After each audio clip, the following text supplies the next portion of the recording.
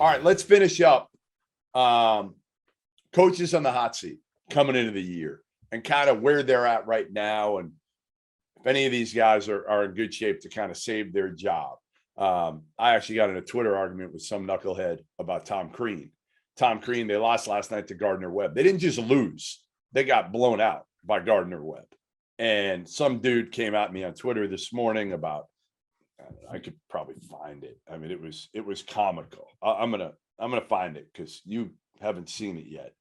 And you really need to appreciate Twitter this. Wars of Jeff Goodman. We could write a book. You're like Odysseus. I'm bad. One of those legends of his Twitter battles.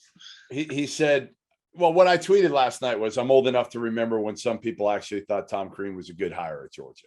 I thought it was a terrible hire.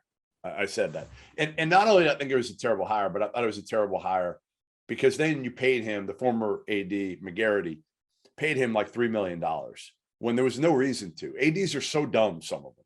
Like, why are you going to pay a guy who's at ESPN, who wants to get back into coaching, who's got no leverage? Nobody else was going after him. Why would you pay him close to $3 million a year? It's just dumb. My only thought is his agent must have made the AD believe that there was other schools willing to pay him that. Yeah, and they went after the crazy part. They went after Thad Matta first at Georgia and then ended up with Tom Crean. Could you find two more different polar opposites than Thad Matta and Tom? And it's why they hated each other. Part of it was because, again, Thad, like, treated everybody so well.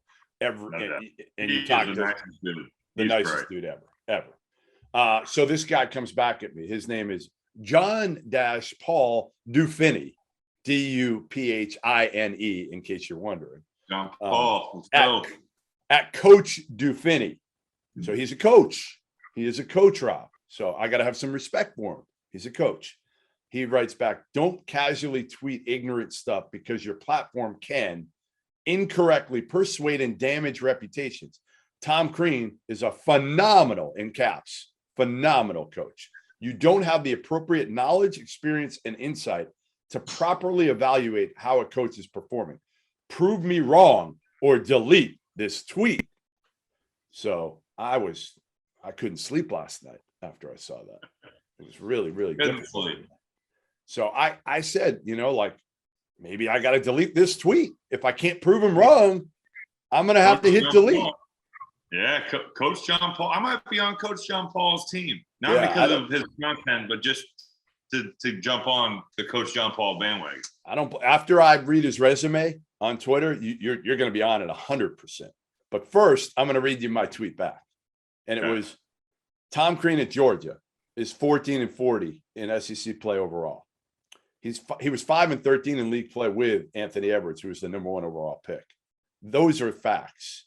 And I said, Mark Fox in SEC play was 77-79. Think about that. 2 games under 500. Tom Crean is 26 games under 500. Mark Fox made the NCAA tournament a couple times. Yeah, 2 times in, I think, 8 years. Yep.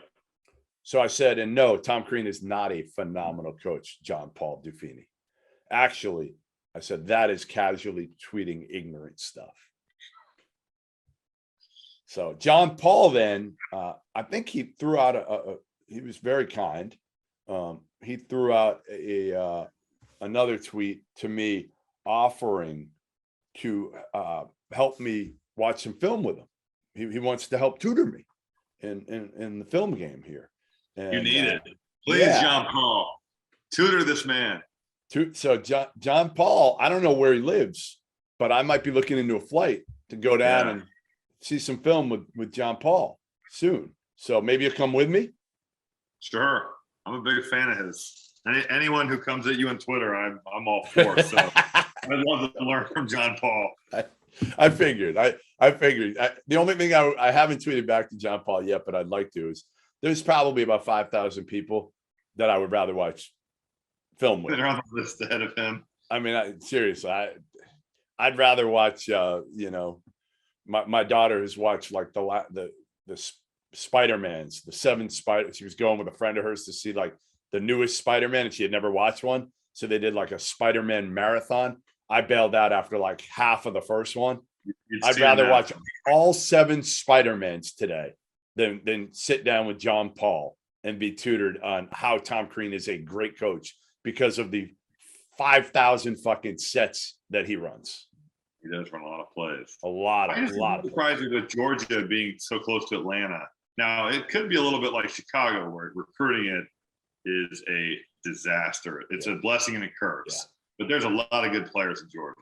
A lot. There are, but yeah, but it's a nightmare. I'm sure it's a tough. Yeah, it's much like Chicago can be good players, but there's some crazy here. Well, Chicago, there's more of this going on. I think for some of those players, I don't think you're paying as much or for as many of the players in Atlanta. But I've talked to coaches who have been there, and they say, like, yeah, Atlanta's not an easy place to, not to get players, but that some of those players don't have their heads on straight as much as other places around the country. So, all right, let's get back to, I don't want to bash Tom Crean. That's not what this was about. This was really about guys in the hot seat who saved their job. Tom Crean has not. I mean, I think he's gone after this year. They owe him about $3.2 million. And I'd be shocked if he's not back doing TV next year. So the other guys that I have in the hot seat, Frank Martin, I don't know if he saves his job. We'll see. But most people thought he was gone after last year. Mike Bray is an interesting one. He's not going to be fired. I said that in my hot seat. Too much goodwill, success. Right. I think it will be does he want to keep coaching? Do they do something like Dean Katie kind of had at Purdue? Yep. With somebody else, whether it's can you get or just go to the beach, not the NBA or whoever you get, but it will be on his terms, and it should be. I mean, he's done a fantastic job at Notre Dame. I know they're frustrated there. This was supposed to be a year where maybe they get back to the NCAA tournament with this group, and it just kind of hasn't. They lost so many close games early on. I mean, the Vegas just killed them. Right. The St. Mary's loss, that's tough. But they're not going to fire him. And I don't think they should. No. Mike Bray is beloved by everybody. He's going to go out. He's going to go out kind of on his terms of, I'm sure, he and Jack Swarbrick, the AD, sitting down, and Mike Bray saying, "You know what, Jack? It's time. It's time. I don't want to put you in a tough position. I'm not winning. Let's get somebody else in here that can hopefully get this thing back." And I listen, these hot seats. Like, I put some of the best people I've ever met on the hot seat this year. Like Mike Bray, when you talk about coaches you want to play for, Mike Bray's on that list. Yeah. No doubt. Jim Larranaga, they're 10-3. They've won a bunch in a row. They haven't really beaten great teams, but they won a good one last night against NC State. I just want to see in league play what they do, but he's 72. This is probably it for him, I would think, Rob, if they don't really do something in the ACC. And I don't know how they're going to do anything. I think they got to finish in the top 3 in the ACC to have any shot. He had a heck of a run down there. Some of the transfers were just surprising. Likes was on bad teams. He probably wanted to win. But even what's the kids, the 4-man that transferred last year? I've seen him play this year. He was starting for them last year. Who left or got there? Matt something. Oh, Cross. Yeah. Where's he at now? Louisville.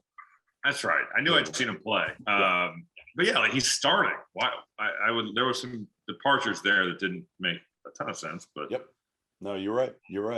All right. So let's end with we'll end with Chris Collins, because he's the one. I mean, some of these other guys, Mike Hopkins. He's owed a ton of money. They're struggling. Brad Brunell now has a new AD. Graham Neff takes over. Brian Gregory is not owed much. He's in trouble. Chris Collins is the one, to me, that's probably the most intriguing in all these. They're 8-2. They've gotten off to a good start. The Big Ten, as you said, not loaded, but good. Like, Northwestern could finish anywhere from 6th to 12th. And you wouldn't be surprised, would you? No, I wouldn't. They've had a really nice start. They get Georgia. They won at Maryland. The Wake loss was tough in overtime. Could have won in regulation. I like watching him play. I think Pete Nance is a guy that's flying under the radar, having a really good year. a Yep. really good year. He's always had the potential, and I think he's finally this season kind of realizing that and doing a nice job.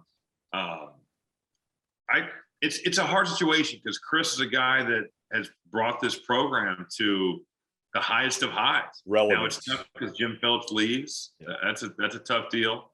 But he's off to a good start. They've had a tough deal with COVID this month. They played 3 games in December, like the DePaul game, chalk. They had a bunch of other games, chalk. They had to play Illinois Springfield December 20th because just to play somebody. They hadn't played since the 12th. So that you walk back into league play at home against Michigan State, who actually they played well against at home. They need Boo Buie to be consistent. Really good. Yeah. They need to be consistent and really good. And Pete Nance is going to be there. I like their starting 5. I really do. I think that they've got some pieces there. Chris has done a nice job. You know, the good thing is they start off at least with Michigan State this weekend at home and then Penn State at home. So if they can get Michigan State, you know, you start out 3-0, they've already beat Maryland. So they could be 3-0 in league play going into at Ohio State, Maryland at home and get some momentum. They've had that before, and then they went through that awful stretch. But I think this team is far more equipped to be able to sustain it. And to me, again, I'm rooting for Chris Collins. I don't root for any of these dudes to lose their jobs. But I think this is a team that maybe could sneak in with this start, maybe could sneak in the Big Ten. And again, I think if you finish, what would you say? Big Ten probably going to get, 7-ish teams in the tournament. Yep. Yeah. Can they get there?